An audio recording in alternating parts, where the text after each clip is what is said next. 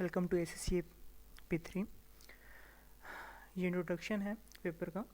SSC paper P3 business analysis. मेरा नाम मोहम्मद फैसल है और मैं आपको SSC paper P3 business analysis के कोर्स में लेकर चलूँगा। आपको उसके लेक्चर्स प्रोवाइड करूँगा, रिकॉर्डिंग्स होंगी, लेक्चर्स की रिकॉर्डिंग प्रोवाइड की जाएंगी, साथ साथ नोट्स होंगे।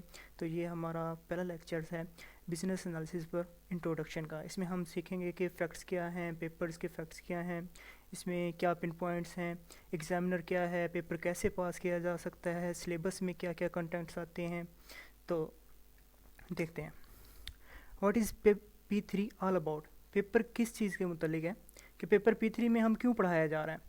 हम अकाउंटेंट बनने जा रहे हैं तो हमें बिज़नेस का पेपर क्यों पढ़ाया जा रहा है।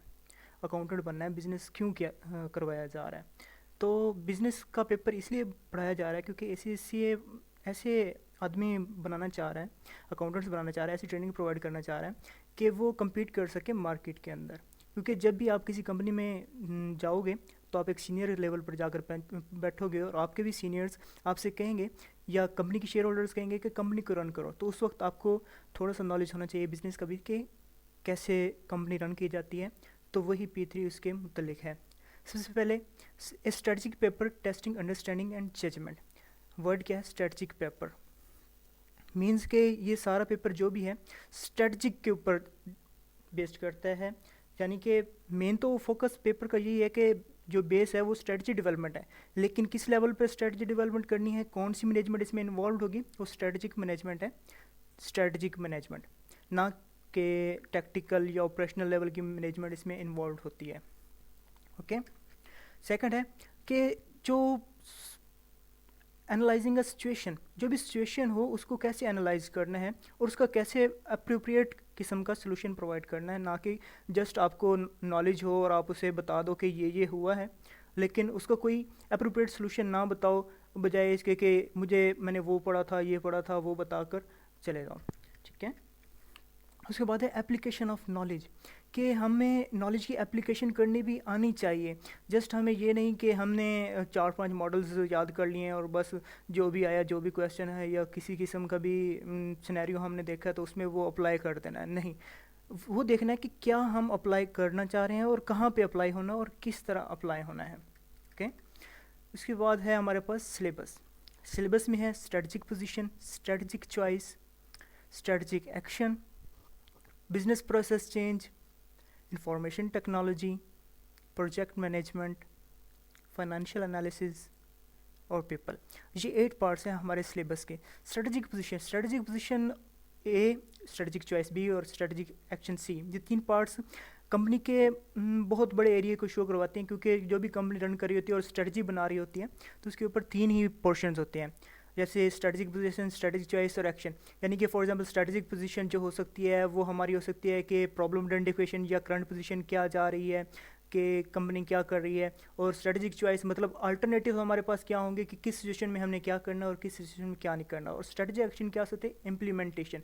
तो एक स्ट्रेटजी के जैसे कि 3 पार्ट होते हैं, उसी तरह के ये भी कोर्स के 3 पार्ट्स हैं। उसके अलावा बाकी जो पार्ट्स हैं जैसे D, E, F, G और H, ये हमारे पे डिटेल्स हैं। जो लिटिल बिट मुख्तलिफ कंपनी के प्रॉब्लम्स आ रही होती हैं या उनको प्रॉब्लम लिटिल प्रॉब्लम्स फेस कर रहे होते हैं, उनके बारे में डिटेल्स हैं। स्ट्रेटजिक पोजीशन वैसे तो बहुत बड़ा सिलेबस का पार्ट है, लेकिन यहाँ पे हम फॉर एग्जांपल अगर उनको तोड़ें तो क्या हो सकता है कि कंपनी पे फॉर एग्जांपल कंपनी को करंटली किस तरह वर्क कर रही है, उसके ऊपर क्या क्या इफ़ेक्ट हो रहा है, और क्या कंपटीशंस उसको फेस करने पड़ रहे हैं, कोई कंपटीशन है। ओके। इसमें हम स्टेक होल्डर्स के बारे में देखेंगे कि फॉर एग्जांपल स्टेक होल्डर्स क्या चाहते हैं फ्यूचर में, उसकी क्या डिमांड्स हैं कंपनी से रिलेटेड। ठीक है। उसके अलावा फाइनेंशियल एनालिसिस इसमें आ सकती हैं। स्ट्रेटजिक चॉइसेस से रिलेटेड है, मतलब किसी चीज़ में कैसे चॉइसेस करनी है। ठीक है। कि फॉर एग्जांपल अब हमने स्ट्रेटजिक पोजीशन में देखा कि करंटली क्या है।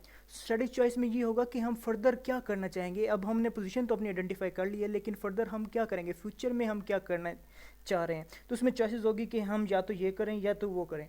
फॉर एग्जांपल प्रैक्टिकल सॉल्यूशंस इसमें आ सकते हैं। स्ट्रेटजिक एक्शन में, स्ट्रेटजिक एक्शन आप कह सकते हैं इम्प्लीमेंटेशन, ये 3rd पार्ट होता है।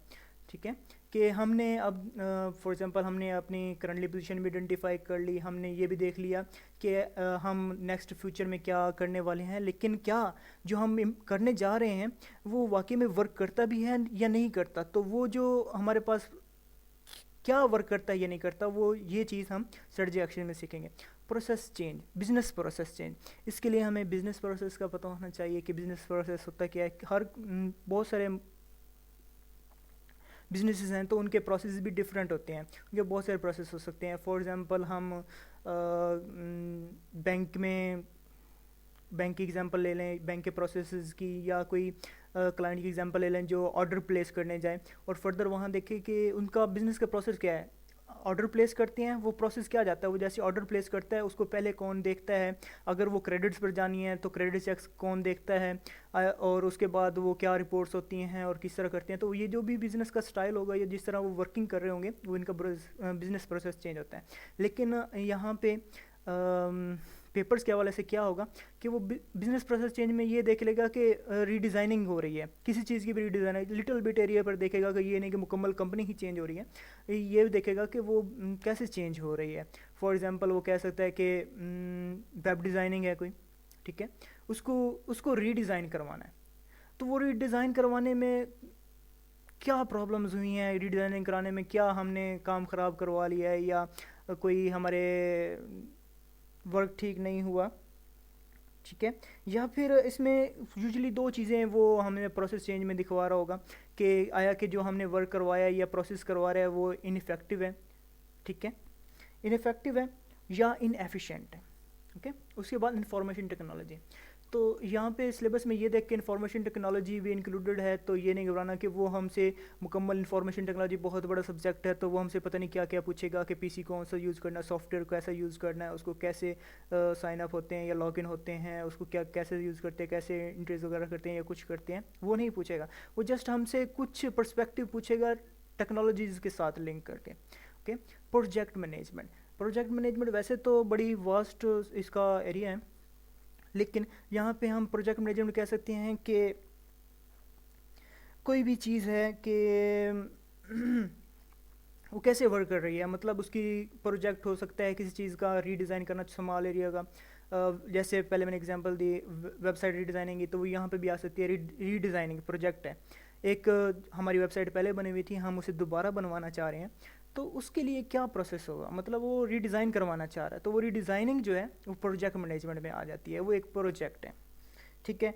तो हम उसमें क्या प्रॉब्लम देखेंगे कि हमने प्रोजेक्ट मैनेजमेंट में क्या देखेंगे, क्या प्रॉब्लम्स हो सकती हैं। फॉर एग्जांपल हमने जो वेबसाइट बनवाई है उसको बनवाने में बहुत ज़्यादा टाइम लग गया है, ठीक है, कॉस्ट ज़्यादा लग गया है, टाइम ज़्यादा लग गया जिसकी वजह से, ठीक है। और क्या प्रॉब्लम हो सकती हैं, फॉर एग्जांपल हो सकता है कि हमने वेबसाइट ऐसी बनवाई हो जो यूज़र फ्रेंडली ना हो, मतलब उसको साइट को लोग एक्सेस ही ना कर सकते हों, तो इस किस्म के होंगे।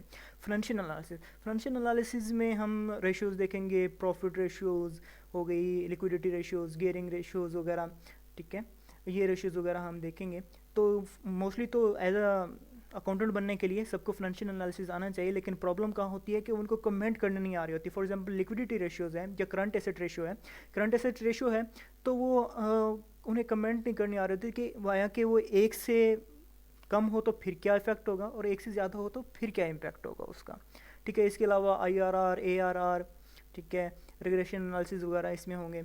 और पीपल से रिलेटेड हम देखते हैं कि बिज़नेस में पीपल से क्या काम हो सकता है, वहाँ हम पीपल्स को मोटिवेट करना हो सकता है, फॉर एग्जांपल उनकी ट्रेनिंग हो सकती है, ठीक है, इस किस्म का। तो ये हमारा सिलेबस था।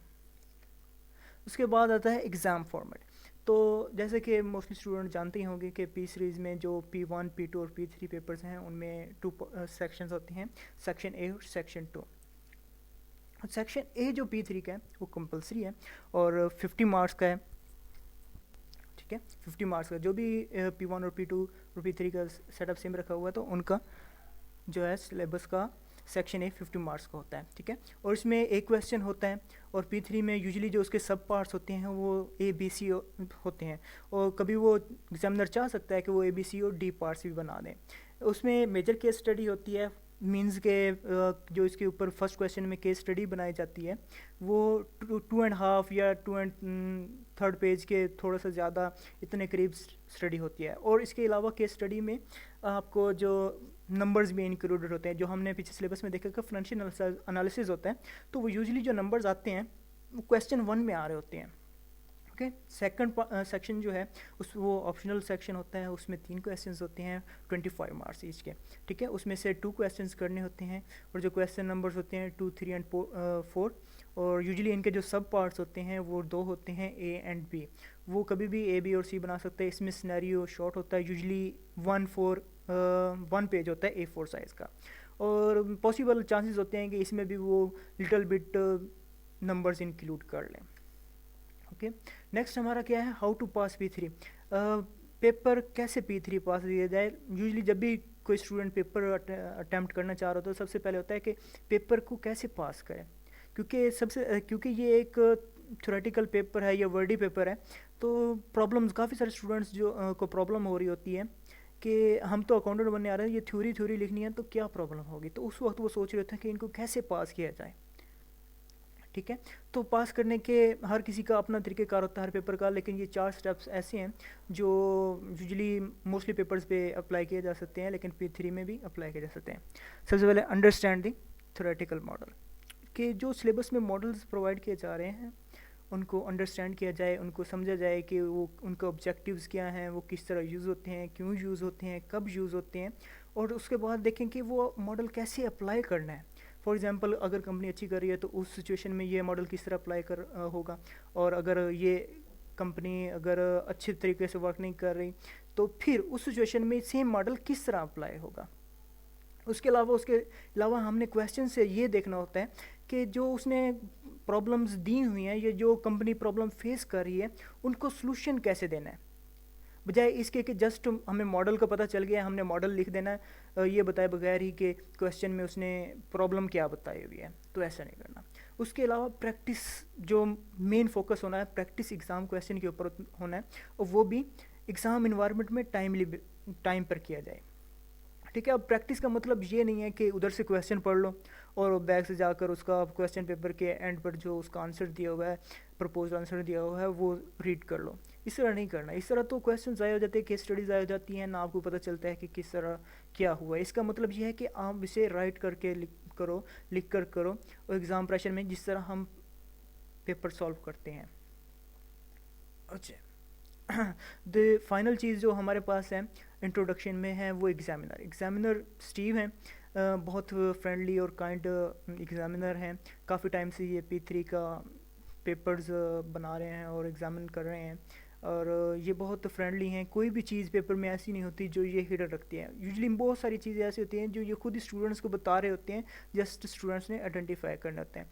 उसके साथ साथ ये अकाउंटेंट होने के साथ साथ और बिजनेस एनालिसिस में एक्सपर्ट होने के साथ साथ, पेपर्स में एक्सपर्ट होने के साथ साथ ये IT एक्सपर्ट भी हैं।